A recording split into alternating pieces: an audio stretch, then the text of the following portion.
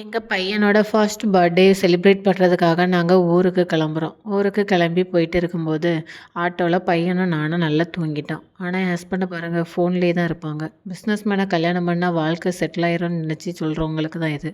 எப்போவும் ஃபோனில் தான் இருப்பாங்க. டைம் ஸ்பெண்ட் பண்ணவே மாட்டாங்க. அதுக்கப்புறம் துவாடா ரயில்வே ஸ்டேஷன் போய் இறங்கிட்டோம். எப்போவுமே நாங்கள் லாஸ்ட் நேரத்தில் வெயிட்டிங் லிஸ்ட்டில் இருந்து ரயில்வே ஸ்டேஷனில் டிக்கெட் கிடைக்காம லாஸ்ட் நேரத்தில் ஃப்ளைட்டில் தான் டிக்கெட் புக் பண்ணுவோம். அதனால் 3 மந்த் முன்னாடியே டிக்கெட் வந்து நாங்கள் ட்ரெயினுக்கு புக் பண்ணிட்டோம். ஆனாலும் ரயில்வே ஸ்டேஷனில் ட்ரெயின் வர்றதுக்கு 2-3 மணி நேரம் லேட்டு. அதில் பையனை வச்சு சமாளிக்கிறதுக்குள்ளே ஒரு வழி ஆயிடும். 2 மணி நேரம் டிலேக்கு அப்புறம் ட்ரெயின் ஒரு வழியாக வந்துடுச்சு. பையன் ஒரே அலறான்னு கையில் ஒரு ஆப்பிள் பழம் எடுத்து கையில் கொடுத்துருக்கேன். பையன் நாய் கடிச்சது போல் கடிச்சு வச்சுருக்கான். ஆனால் அந்த ட்ரெயினில் இருந்தவங்க ரொம்பவே ஸ்வீட்டு. என் பையன் ரொம்பவே அழுதுகிட்டே தான் இருந்தான். அழுததுக்கு யாருமே இது பண்ணாமல் டயர்டாக தான் எல்லாருக்கும் தூக்கம் வருது. நைட்டு 10 மணி ஆச்சு. என் பையன் விளையாடுறான், அழுறான்.